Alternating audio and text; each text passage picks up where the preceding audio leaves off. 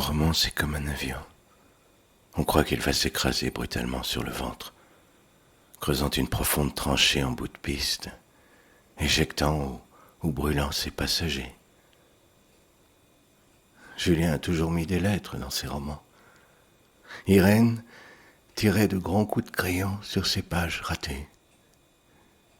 Une lettre ne peut vivre que si elle arrive dans une enveloppe. Tes lecteurs n'achèteront pas ton roman dans une enveloppe. Ils ne le recevront jamais par la poste. Une lettre tue un roman. Ou bien le roman ne doit être fait que de lettres, ajouta Irène pour devancer la réplique de Julien. Une lettre dans un roman, c'est un roman qui meurt, confiait plus discrètement à Lys, en marge, en petit, et au crayon pour qu'on puisse le gommer, un peu comme si elle avait corrigé une dissertation de philosophie. Un roman, c'est comme un accident. Il y a un blessé au bord de la route. Il faut le ramasser. D'abord, on se demande si on va s'arrêter. Puis il y a les autres, oui, ceux qui suivent dans leur voiture et qui poseraient des questions.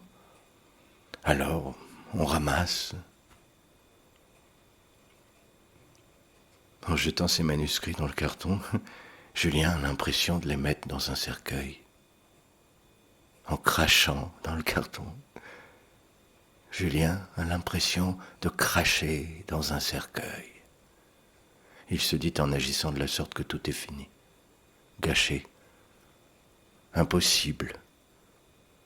Il aurait peut-être écrit un jour, à 40 ans, un roman comme un grand voyage, le voyage de sa vie, une vraie chronique du journalisme de comportement comme si on ne l'avait jamais fait. En crachant, Julien redonne la vue au lucide qui sommeille en lui et se voit brusquement,